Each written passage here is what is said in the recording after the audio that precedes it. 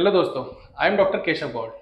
अगर आप season change होने पर टिश्यू लेकर ही घूमते हैं, छींकों की मशीन बन चुके हैं, नाक कभी बंद होती है तो कभी बहती है, तो हो सकता है ये सिर्फ कॉमन कोल्ड नहीं, एलर्जिक राइनाइटिस हो।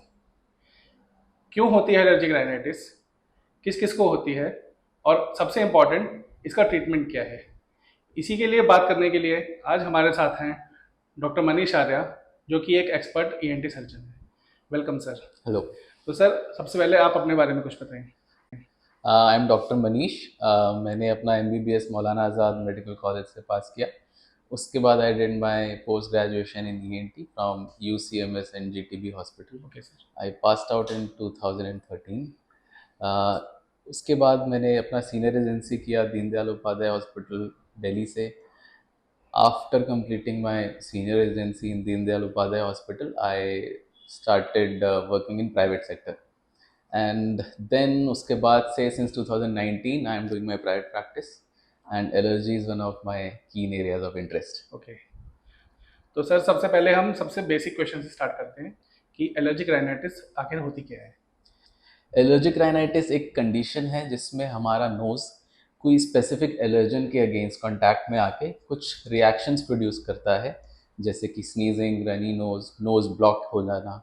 ये जो सब्सटेंसेस होते हैं नॉर्मली हार्मलेस सब्सटेंसेस होते हैं, बट कुछ लोगों के लिए जिनमें एलर्जिक टेंडेंसीज़ हैं उन लोगों के लिए शरीर इनको या हमारा बॉडी का इम्यून सिस्टम एक तरह से हार्मफुल सब्सटेंस की तरह लेता है एंड कुछ सिम्टम्स प्रोड्यूस करने लग जाता है।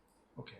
तो सर, पहले तो ये बताइए कि बहुत लोग एलर्जी वर्ड को बहुत कैजुअली कहीं भी यूज़ करते हैं, जैसे हाँ जी, लोगों को कॉमन कोल्ड या और कोई सिम्टम्स ऐसे आते हैं तो उसके लिए भी लोग बोल देते हैं कि उन्हें एलर्जी हुई है। बिल्कुल। तो एक्चुअली एलर्जी होती क्या है, और बॉडी के अंदर ऐसा क्या हो रहा होता है, और बॉडी किसी भी एलर्जन के लिए ऐसा अलग रिएक्ट क्यों करती है।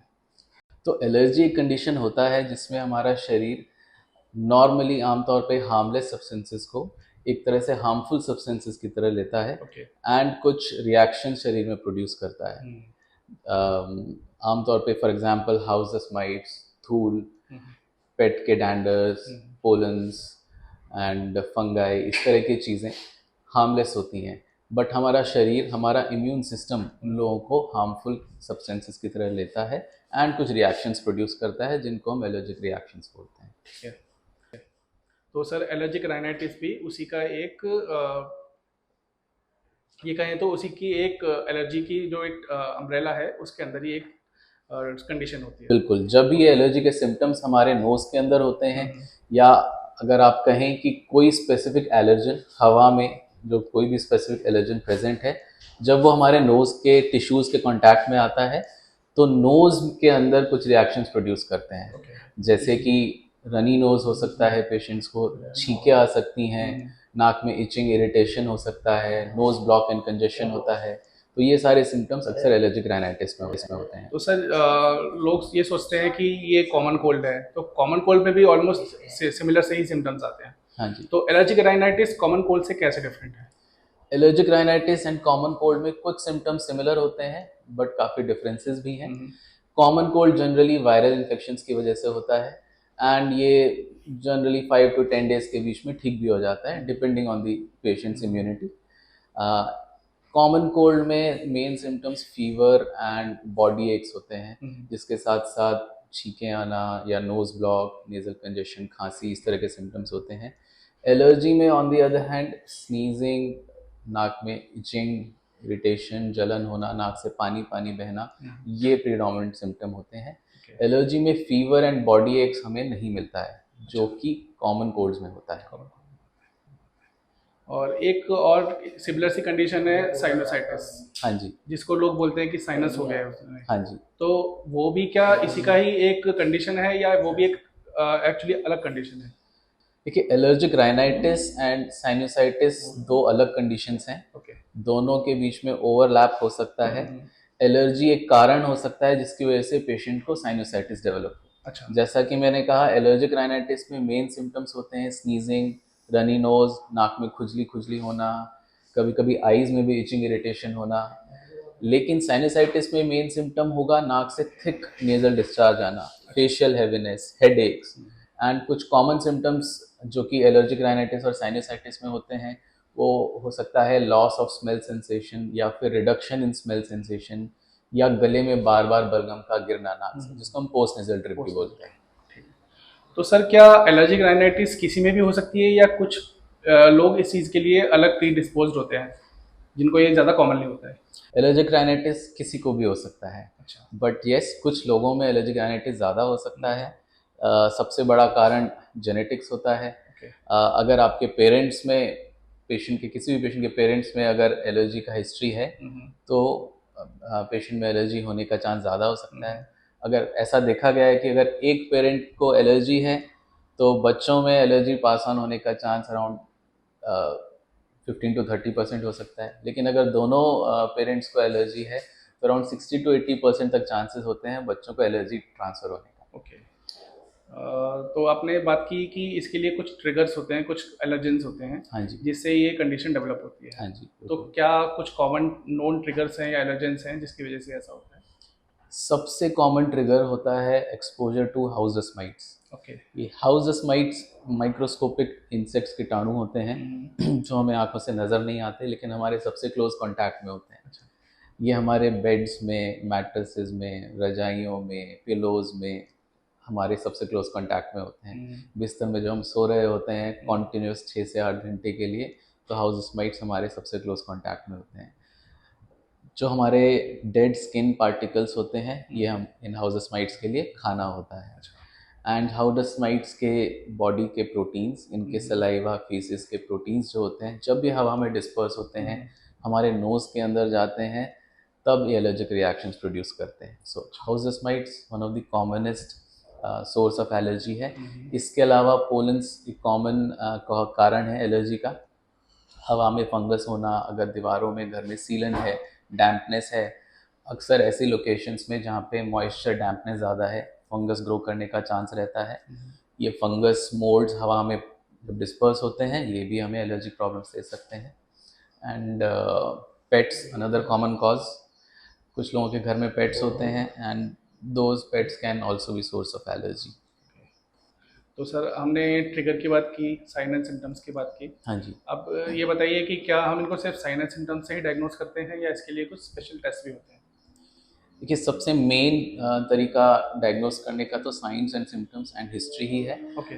मैक्सिमम पेशेंट्स हम डायग्नोस कर पाते हैं on the basis of history. अच्छा।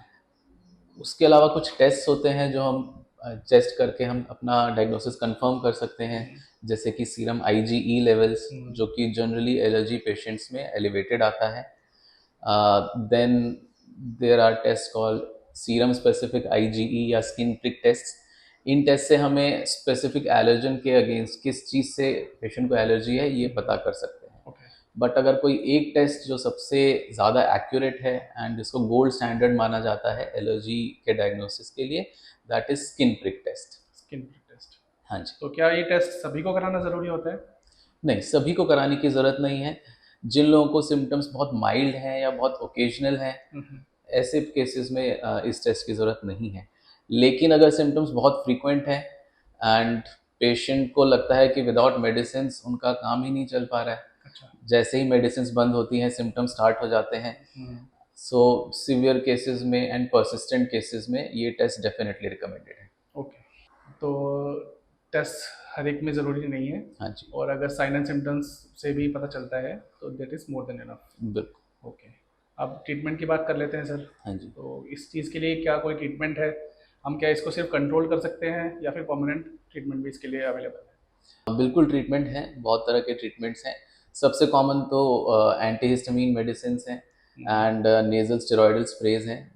Most of the patients are able to control their symptoms by these antihistaminics and nasal steroid sprays.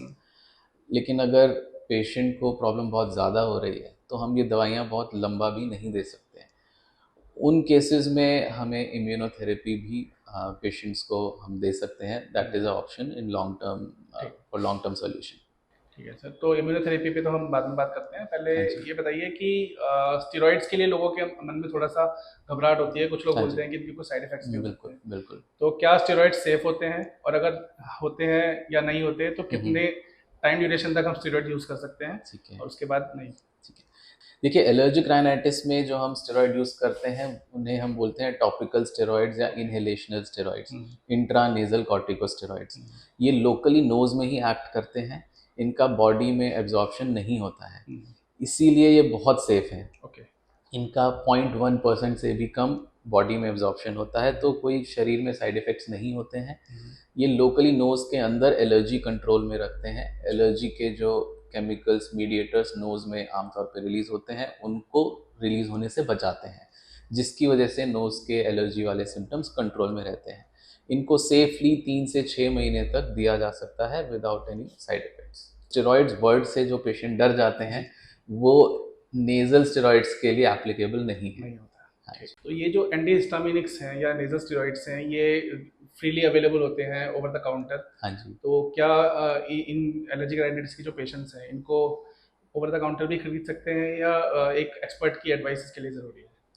देखिए ओकेजनल यूज़ के लिए ओवर द काउंटर पेशेंट्स ले सकते हैं, लेकिन अगर बहुत फ्रीक्वेंट यूज़ हो रहा है या बहुत प्रोलॉन्ग यूज़ हो रहा है then definitely without doctor's consultation खुद से नहीं लेना चाहिए। ऐसे पेशेंट्स आते हैं जो सालों से कॉन्टिन्यूसली एंटी एलर्जिक दवाइयाँ जैसे सेट्रिजिन, लेवोसेट्रिजिन डेली बेसिस पे ले रहे होते हैं, तो वो खुद से नहीं लेना चाहिए विदाउट डॉक्टर्स कंसल्टेशन। अब आपने एक टर्म बोली थी इम्यूनोथेरेपी, हाँ जी। उसके बारे में कुछ बताइए कि ये क्या होता है और इसका एलर्जिक राइनाइटिस में क्या रोल है? सो इम्यूनोथेरेपी एक तरह से एक साइंटिफिक ट्रीटमेंट है, लॉन्ग टर्म ट्रीटमेंट है टू कंट्रोल एलर्जी। इम्यूनोथेरेपी का मेन एम होता है कि पेशेंट का डिपेंडेंस ऑन मेडिसिन, जैसे हमने डिस्कस किया एंटीहिस्टामिन्स, नेजल स्टेरॉयडल स्प्रेज, इन मेडिसिन पे डिपेंडेंस कम करना लॉन्ग टर्म में, एंड सिम्टम्स का सिविरिटी एंड फ्रीक्वेंसी कम करना over a long period of time. Immunotherapy एक तरह से हमारे शरीर के इम्यून सिस्टम को ट्रेन करता है, जिससे धीरे धीरे बॉडी डिसेंसिटाइज होती है। इम्यूनोथेरेपी इज़ नथिंग बट जिस चीज़ से एलर्जी पेशेंट को डिटेक्ट होता है वही चीज़, वही एलर्जन हम बहुत ही डाइल्यूट अमाउंट्स में या तो ओरल ड्रॉप्स के फॉर्म में या इंजेक्शंस के फॉर्म में बॉडी में इंट्रोड्यूस करते हैं, एंड वेरी स्लोली ग्रेजुअली 3 से 5 साल के पीरियड तक उसका हम कॉन्सेंट्रेशन धीरे धीरे बढ़ाते जाते हैं।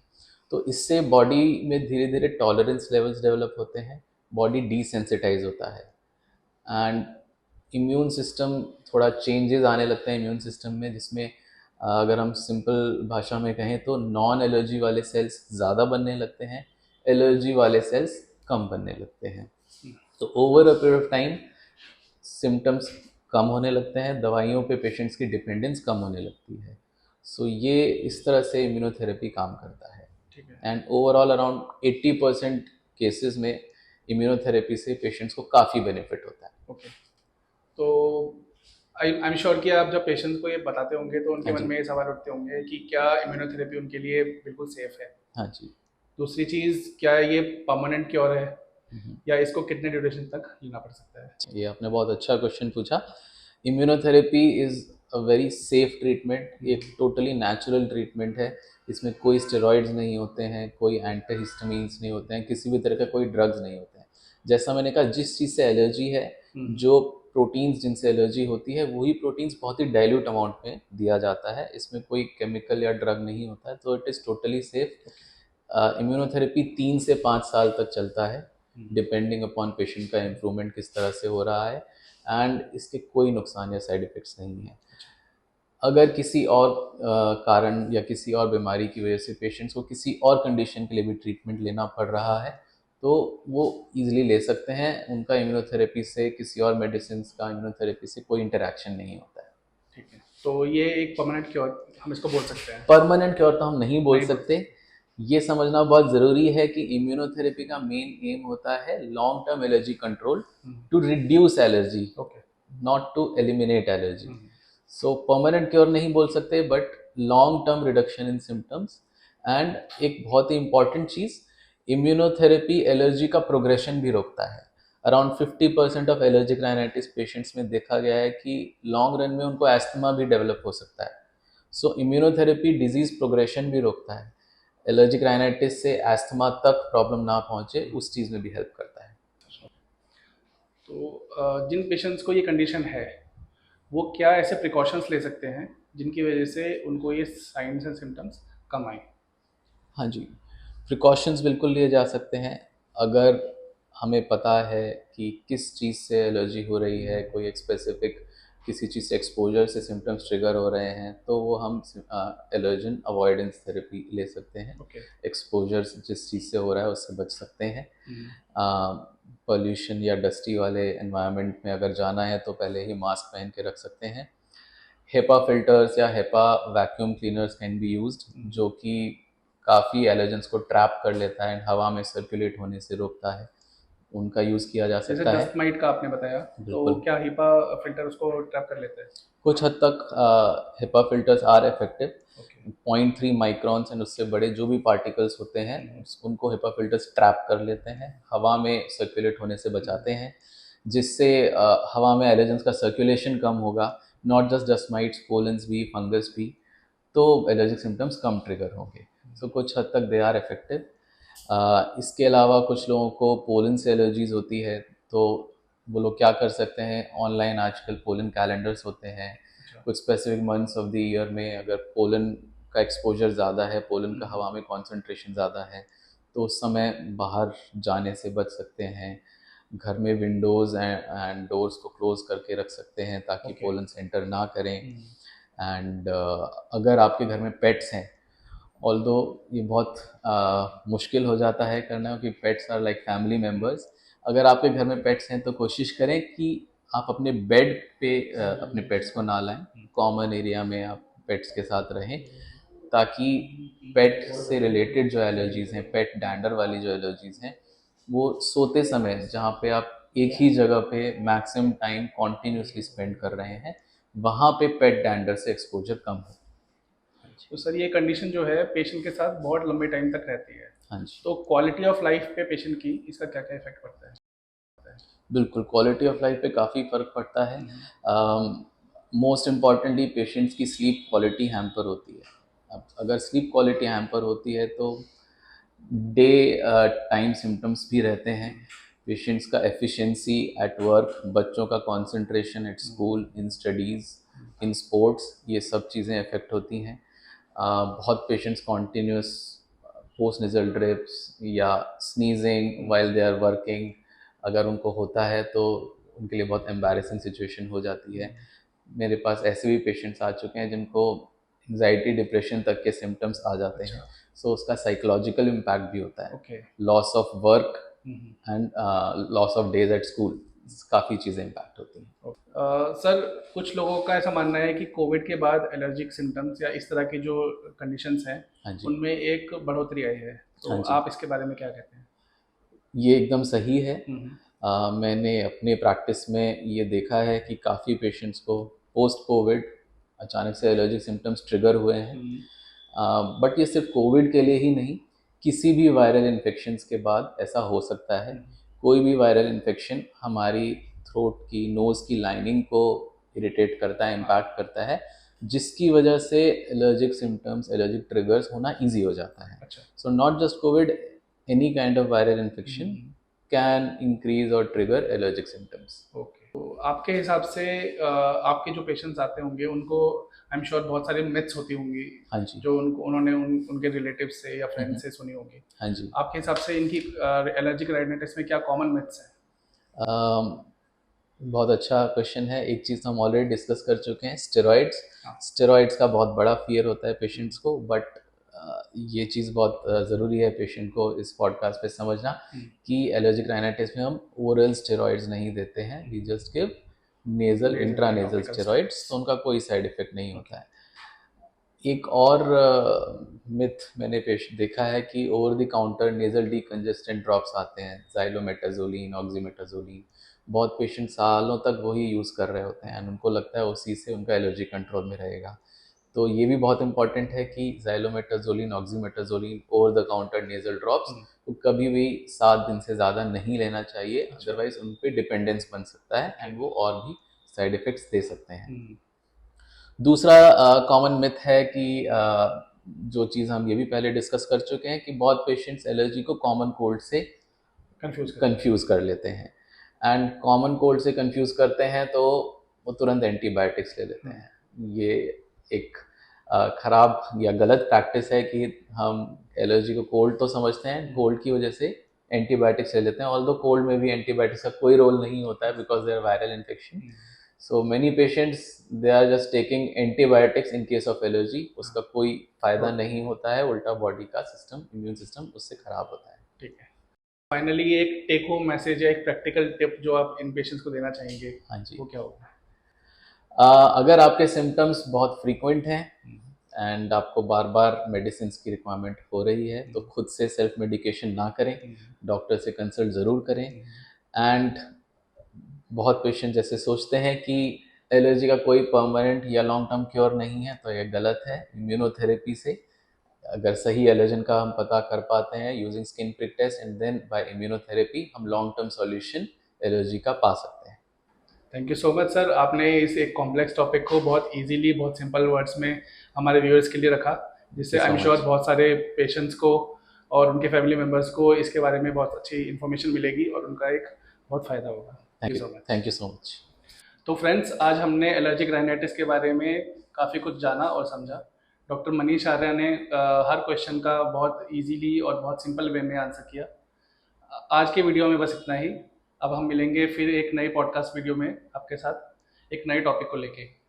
तब तक आप लाइक कीजिए, सब्सक्राइब कीजिए चैनल को, और I am doctor Keshav Gaur signing off. Thank you so much, take care.